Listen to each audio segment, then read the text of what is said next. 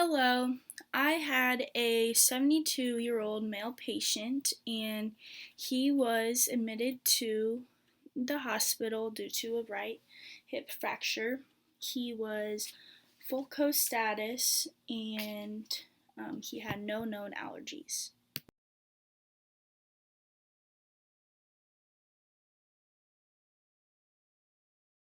So, his history comorbidities, he has coronary artery disease, DVT, COPD, he had lung cancer and prostate cancer, he had myofascial muscle pain, and he also had chest pain.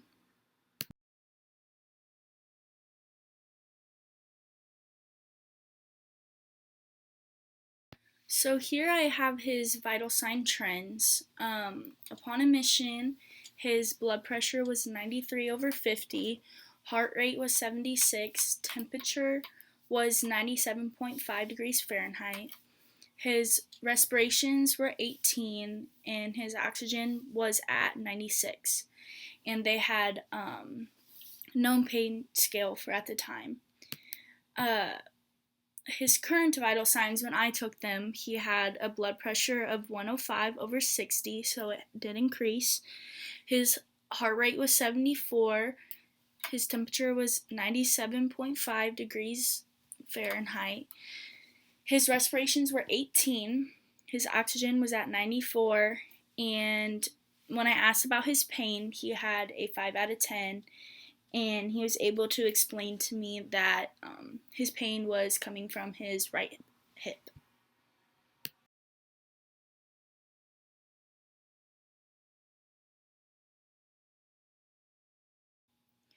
So my patient was on a diet. He had a few different things. He was on a pureed diet. He was on a no fluid restriction, and he also had a 180 carb diet as well.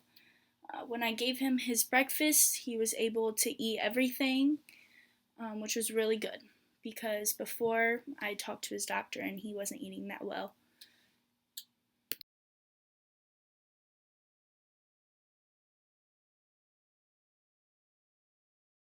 So here are his laboratory tests. So for his admission, his white blood cell, he had a high white blood cell count, and I believe that's due because he was incontinent, so he was at risk for a UTI. And as you can see, for his creatinine levels, they were also low. So I think that's what explains his high white blood cell count. And then for his current, his white blood cell count was still high, but it had decreased a little bit. And then his H and H, they were both low, and I think this is due to his CAD and DVT. So that explains why his HNA levels were lower. His glucose was in normal levels. And some of the radiology exam tests that they did, he had an x-ray over his chest because he was having chest pain. They found mild scarring, but there were no new findings. And then they also did an x-ray over his pelvis and hip because of his pain and swelling, and they did confirm that he had a right femur fracture, and it was 3 millimeters long.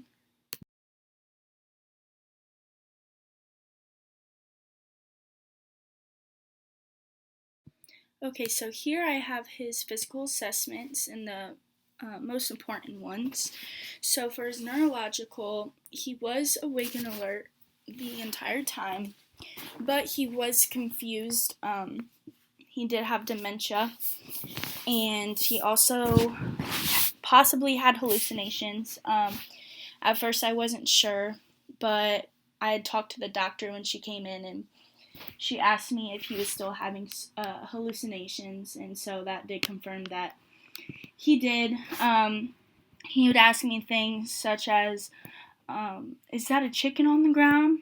Or he would point towards the ceiling and be like, is that a Corvette or a fishing pole? So he was just a little confused.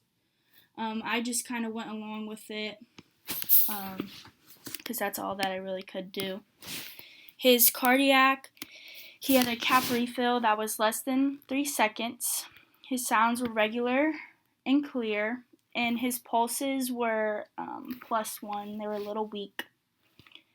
For his respirations, it was even and unlabored.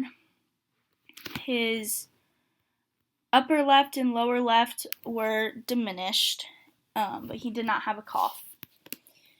For wounds and dressings, he had a skin trigger on his right elbow, and he was the type of person to pick at his scabs, so he had a lot of scabs on his arms. He also had his surgical incision on his right hip, and that was covered up with a dressing, and the dressing was intact and it was dry.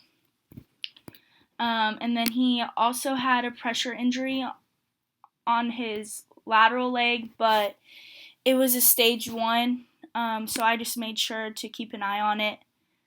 It didn't seem to be bothering him that much. His speech, it was garbled and mumbled. He couldn't really understand what he was saying. He did say some inappropriate things to me,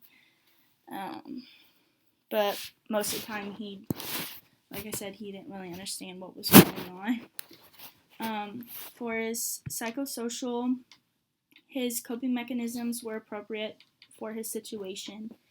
He had restless behavior, just moving around a lot in bed, so I would give him like a tissue box or something to keep him distracted to play with, because he seemed to want to touch everything. And I wasn't able to identify any stressors or coping with him.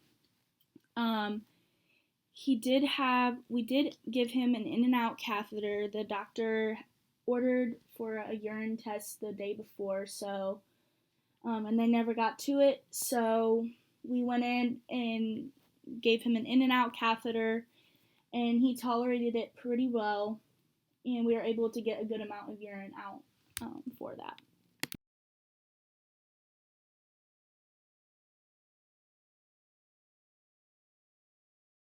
My patient was a safety / risk, fall risk, because he did have a fall within the last 2 weeks, and that's how he fractured his right hip. And his fall score was a 90.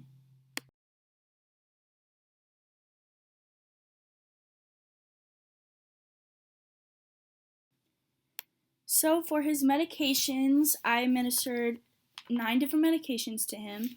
So the first one was the amoxicillin. It was 875 milligrams. This is an antibiotic. I'm assuming this is for his risk for the UTI. He had an elevated white blood cell count, so that was for that. Some side effects are confusion, nausea and vomiting, and diarrhea. And when we administered the medications to him, we didn't explain what they were for because he just wouldn't have understood. So then we also gave him a calcium and vitamin D.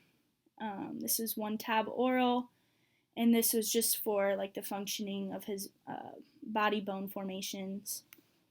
Then we gave him Plavix, which was 75 milligrams, and this was for his blood clots.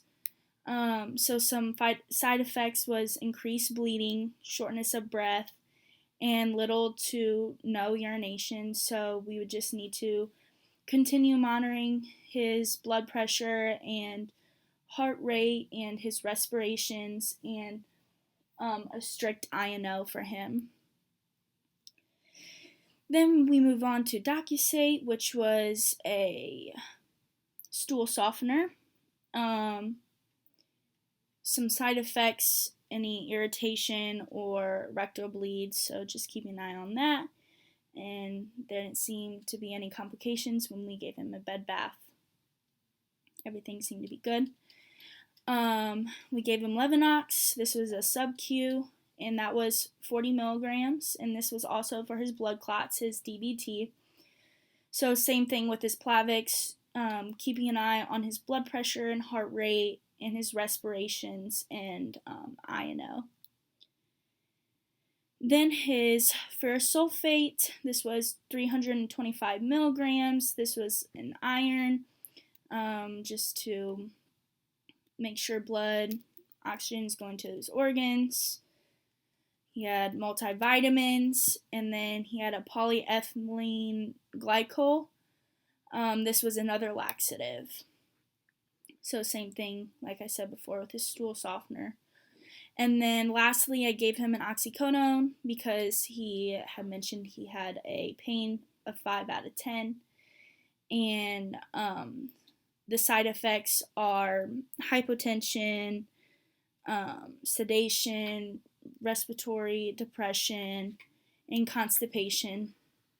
So monitoring his bowel movements and his his respirations and his blood pressure and heart rate. And before I gave him this medication, I made sure that all of those were within normal limits.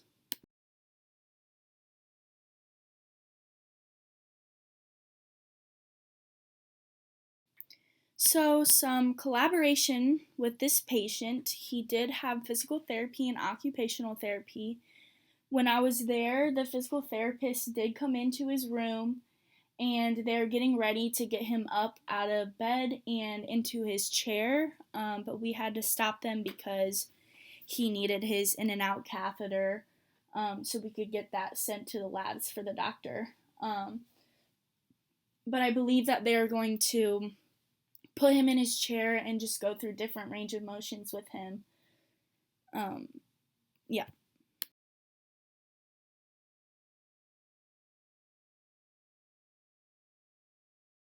So the first problem that I think was most important was the patient's pain management.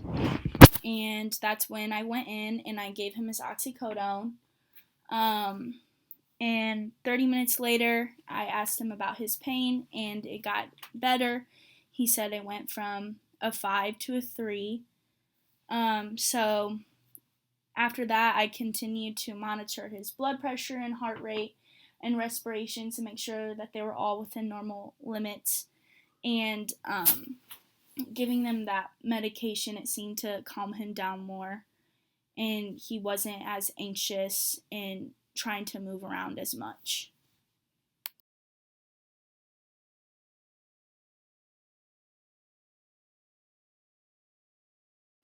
The next problem that I think was a priority for him was ADL deficit.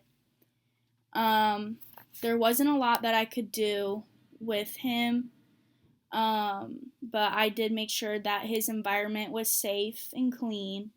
I was able to demonstrate and reinforce the use of his walker since he had one. I made sure that he understood how to use it correctly. And another thing that I could have done was collaborate with the PT, which I was going to, but they never ended up coming back because they didn't have enough help.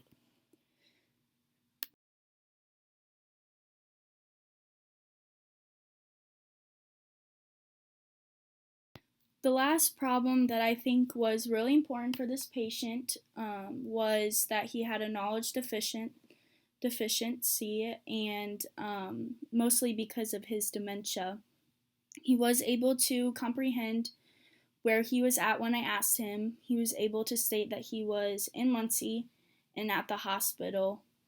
But I did make sure to explain everything to him before I did it, to decrease his anxiety. And then as I was doing the assessments on him, I made sure to explain everything to him while I was doing it.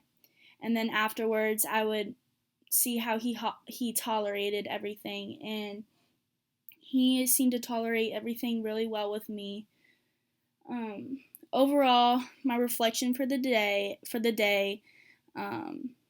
I really enjoyed this patient. He was kind of difficult to work with. He wasn't like any other patient that I've had before. but it was a good experience for me and I enjoyed it. Thank you.